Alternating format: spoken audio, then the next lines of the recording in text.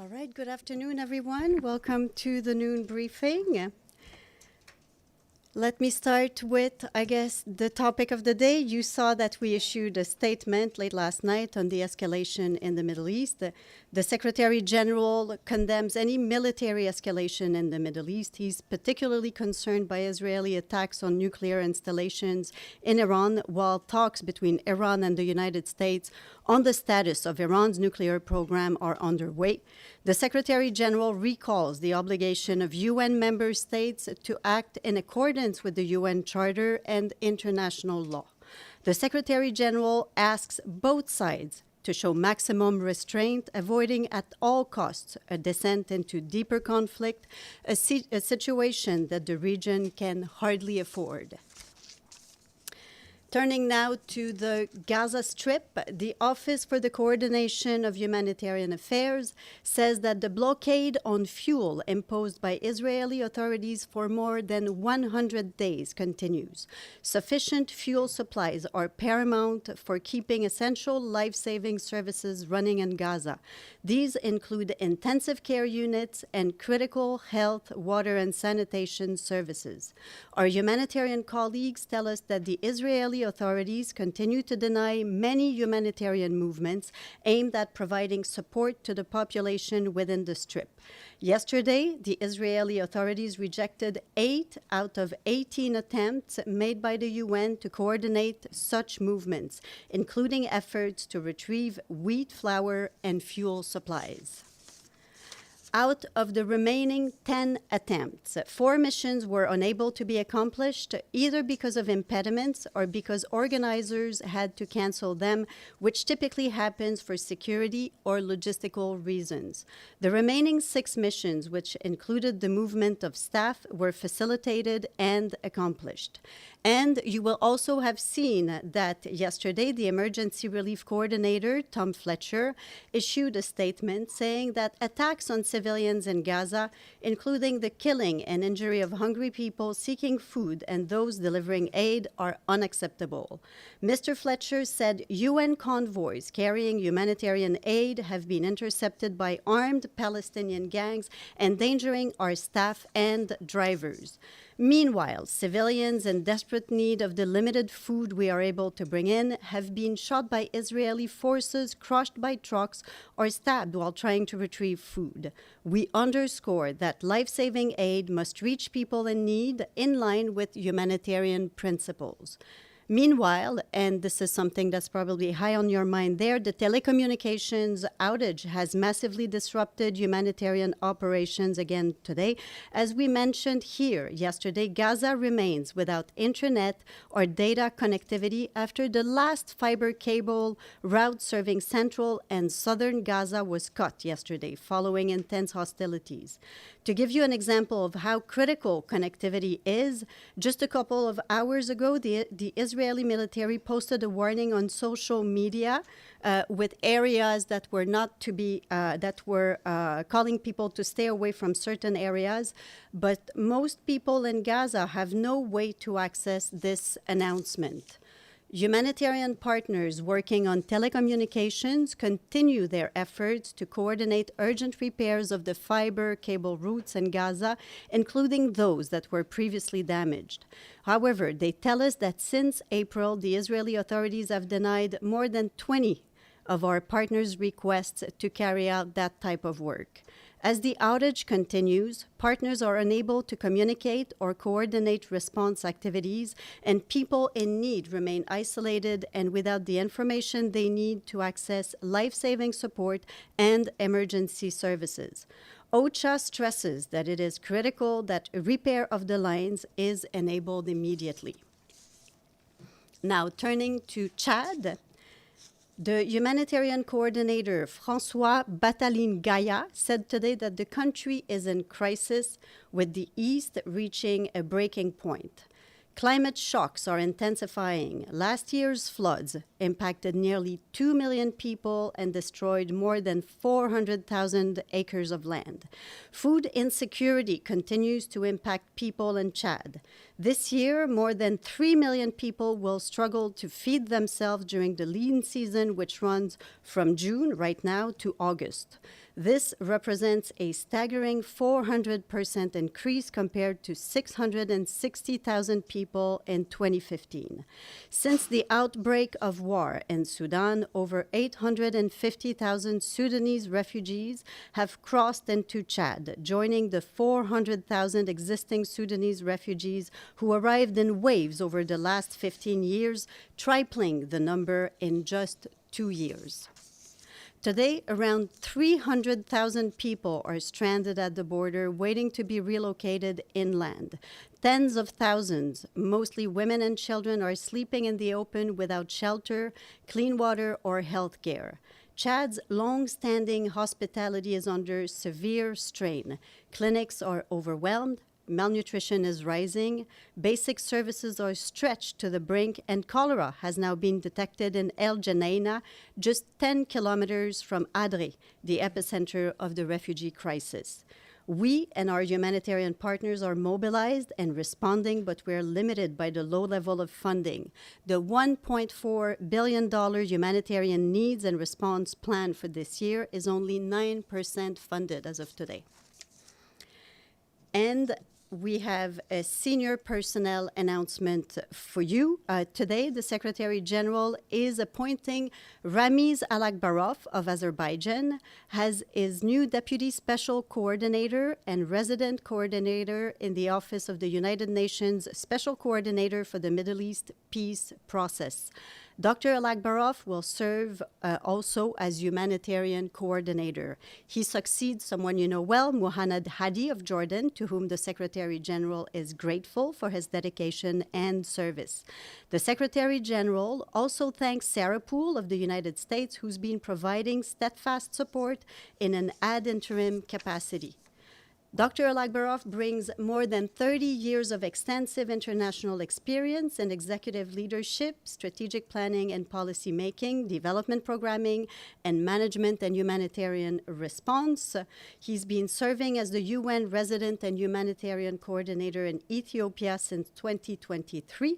And prior to this, you have seen him often because he had the position of Deputy Special Representative for Afghanistan with the UN Assistance Mission in Afghanistan. So there is a lot more online.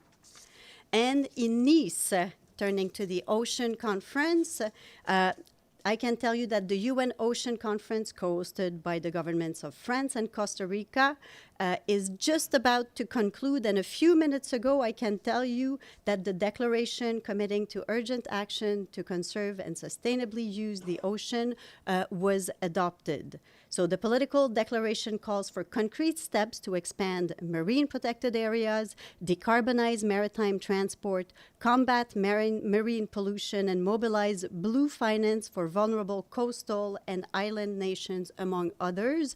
And we expect to have more and a press release issued by our colleagues with more details on the end of the conference. And finally, for today is the International Albinism Awareness Day. This year's theme, Demanding Our Rights, Protect Our Skin, Preserve Our Lives, highlights the urgent need to prevent skin cancer in persons with albinism through awareness, screenings, and sunscreen access. Tomorrow is World Blood Day. This day is a global tribute to the millions of voluntary unpaid blood donors who give others a second chance at life. And Sunday is World Elder Abuse Awareness Day. It's a reminder that with a global aging population and increasing reliance on institutional care, ensuring residents' safety and dignity is now more urgent than ever. And on this, I can see that there are questions already. Let me start with Edie, and then I'll go around the room. Thank you very much, Stephanie. Has the United Nations received any word about a possible delay or postponement of next week's conference on a two-state solution? I think it's on everybody's mind. We checked just now. As of now, we have not. I strongly encourage you to reach out to the two organizers, member state organizing this conference, as for sure they are the ones who would have this information first. Let me go to Deji, then Gabriel, then you. Yes. First, after the Israel attack on Iran, what has Secretary General contacted anybody in the past, few hours? I can tell you that earlier this morning, the Secretary General spoke to the Foreign Minister of the Islamic Republic of Iran. They, as you can imagine, discussed the situation created by the events unfolding in the past few hours. The Secretary General reiterated the position he expressed publicly that I read to you. He also expressed that we need to avoid at all costs a deadly confrontation that might get out of control. Okay, but Iran today announced they officially withdraw from the talks with U.S. on the nuclear issue. Any response from the Secretary General and any mention in that phone call? So we continued. That phone call happened a few hours ago. And as you can imagine, the Secretary General continues to follow with deep concern everything that is happening there. He continues to encourage all the parties towards diplomacy, continues to reiterate that diplomacy remains the best way to address concerns regarding regional security issues and regarding what is unfolding right now. So he's really continuing to call for diplomacy. He's continuing to condemn any military action, any military escalation. Any plan to talk to anybody else, including the Foreign Minister of Israel? So he's continuing to with his engagement, and he's planning to speak to other leaders from the region and beyond. And as you know, as usual, when this happens, We'll have the readout. we will let you know. Okay. Yes, Gabriel. Thank you, Stephanie. Are there any plans to hear from the Secretary General today at all, other than the statement he issued? So as you know, this afternoon there's a Security Council meeting that is scheduled. You've seen the program, the revised program. It's taking place at 3 p.m. So today, speaking on behalf of the Secretary General, you will hear Rosemary DiCarlo, the head of our Department of DPPA. And I can also confirm to you that Rafael Grossi, the head of IAEA, will be addressing the council this afternoon. And does the Secretary General believe that Iran has a right to defend itself? The Secretary General continues to call for and to condemn. He continues to call for de-escalation. You know, as I said to you, he said that, and he told the Foreign Minister of Iran himself that we need to avoid at all costs a deadly confrontation that might get out of control. He continues to call and to reiterate his calls for de-escalation and condemnation of military escalation. Let me go to you and then to you. Thank you so much. The Israeli regime's military action against the territorial integrity and political independence of Iran and its direct attack on residential buildings is a clear violation of the UN Charter. How should the international community and the UN bodies respond to such a regime? Mm-hmm. So the Secretary General has recalled the obligation of all member states to act in accordance with the UN Charter and international law. So this is a call that applies to everyone right now. Yes, you can go ahead in the front. Sorry, thank you. A little bit ago, you sort of stumbled over your words over the word condemn. And I'm looking at the statement that you issued late last night. It condemns all military action and is concerned about Israel. There's no actual condemnation of Israel's actions. I can't help but notice. I think the Secretary General's words are very clear. If I stumble, as you can hear with my accent, English is not my first language. Oh, I don't think it's a matter of an accent. No, but let's be clear. The Secretary General's words were very clear. He is condemning any military escalation in the Middle East and the region. Yeah, it's just that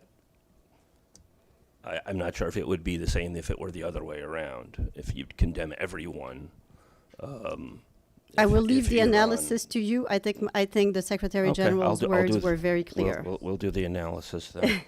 On the, as you may be aware, I've raised this with Haq, that there are fasters out across the street.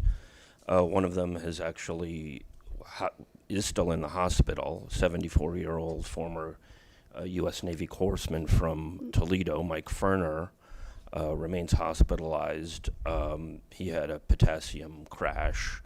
The rest of the fasters issued a statement. Hundreds of thousands of people in Gaza vainly try to survive on the same starvation diet, or even less than we're on, 250 calories per day. But they know that those people in Gaza, those Palestinians, have no choice. Quote, they can't recover in a modern hospital with teams of health professionals. Will the Secretary General meet with these people who are across the street in front of the U.S. mission? The Secretary General's position on what is going on in Gaza right now has been very clear. I don't have an update to what Farhan told you yesterday in answer to that same question. Yes, Linda. Thank you, Stephanie. Regarding the IAEA's decision yesterday, I mean, the board's adoption of a resolution stating that Iran is in breach of its non-proliferation obligations, has the SG responded to that? I mean, has he issued a statement or spoken to them about that as well? So the SG's always been clear on his call on Iran to respect the process with the IAEA. You will hear much more about all of that this afternoon at the Security Council and in just a few hours, so you will have more. But on this, it's the position hasn't changed for the SG. Yes, Chris. Stephanie, does the Secretary General have a response to the Israeli ambassador who spoke outside of the Security Council today, calling out the Secretary General for his statement? I think the Secretary General his position is really clear on this. He continues to condemn the military escalation in the Middle East. His position is really not changed. Yes, Michelle. Thanks, Stephanie. Just on Gaza, has the UN received any notifications from? I mean, is the crossing still open?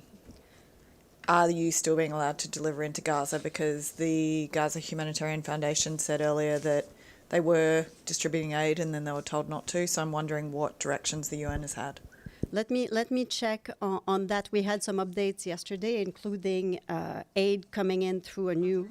Yeah, today. So we received fewer information today on what's going on in Gaza because of the telecommunications issue that they are experiencing. From aid coming in through the Israel side into Gaza. I mentioned all of the attempts. I need to get you a better update. Let me check with the colleagues because I didn't get these details today. Yes, go ahead. Also, at And the then I'll stakeout yesterday, the Israeli representative claimed that, in fact, there is no internet out in Gaza. Do you have a response to that? I think you heard what I said. You heard what we said yesterday. We stand by our words. Yes, you're from CNN, right? No, where are you from? Sorry. Irna, sorry. Will the UN Secretary General, besides talking with the regional leaders, also hold talks with the President of the United States? And does the Secretary General plan to take any action beyond talking? So on contacts, as I said, we will let you know as contacts happen. We will provide information and readouts. And for now, the Secretary General continues to remain very engaged on this issue. Again, I invite you to follow the Secretary General, the Security Council session this afternoon, which will provide additional information on all of that. Let's see, do we have questions online? I see Abdelhamid.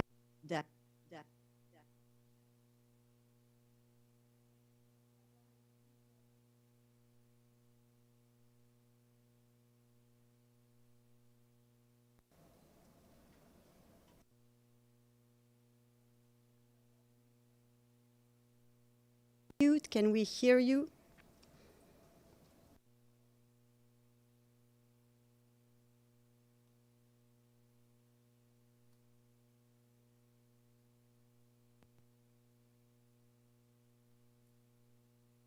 Can you hear me?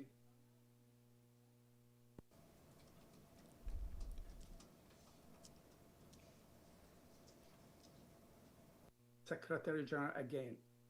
He said he condemns any military escalation. Who is doing the military escalation? Makes it clear, Abdelhamid. And look, we've seen, when we say any, it's condemnation of military escalation by both sides. And he said in the statement, and I can reread that line for you, he said he was particularly concerned by the Israeli escalation that we saw in the past few hours. I published the report, the statement, under the title Condemning the Crime but Not the Criminal. Am I wrong in my analysis? Correct me if I'm wrong. We'll stick to our statement and to our words on this. And, you know, I can tell you that the Secretary General, he continues to follow the situation with deep concern. And he continues to follow all of this, the military escalation between Israel and Iran. And you know, he's very worried that what we see unfolding is just exacerbating tensions that are already very high, and he wants to avoid a deeper confrontation. Related to that, does Iran now have the right to defend itself according to UN Charter? Iran, there been an aggression launched against Iran. Does Iran have that right? On that, I think, you know, I communicated with you the position of the Secretary General, and I will leave it at that, and I invite you to follow this afternoon the session. Yes, go ahead. The statement talks about the Iranian nuclear facilities. It doesn't indicate any other civilians were killed here. You know, officials were killed here. It wasn't simply the nuclear facilities. Isn't that a remarkable omission? No. As I said, you know, that statement was issued last night. We continue to follow with deep concern the evolving situation.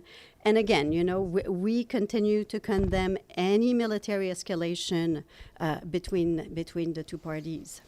Of course, the attack happened about 3 hours after the UN General Assembly passed a resolution yesterday, overwhelmingly 149 countries, demanding that Israel lift the siege of Gaza, have a ceasefire, instructing member states to take all necessary measures to ensure Israel's compliance with international law.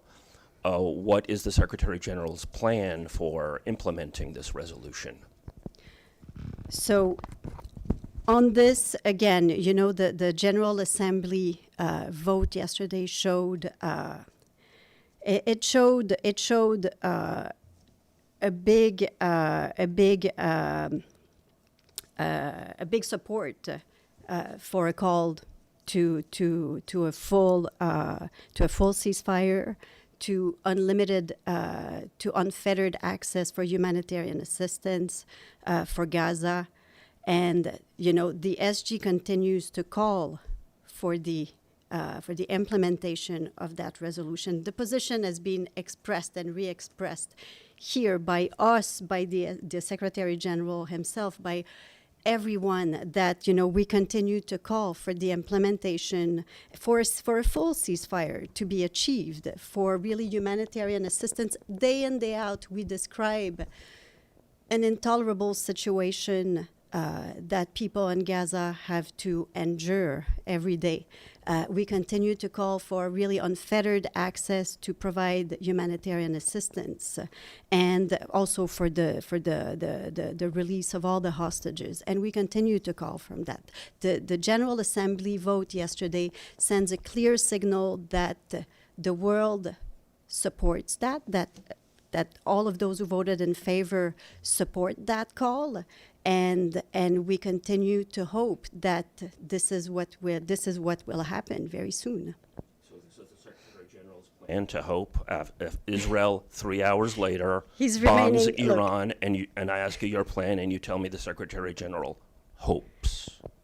Don't misconstrue these words. The Secretary General's been very no. Repeating your words to you, and I just want to make sure. It's been the call for the ceasefire, the call for humanitarian assistance, the call for the release of hostages has been issued loud and clear on numerous occasions, and the Secretary General and everyone that works here in New York on the ground continue to work day in, day out to try to push towards that, and we continue to call on all those who have influence over the parties to continue to push in that direction as well.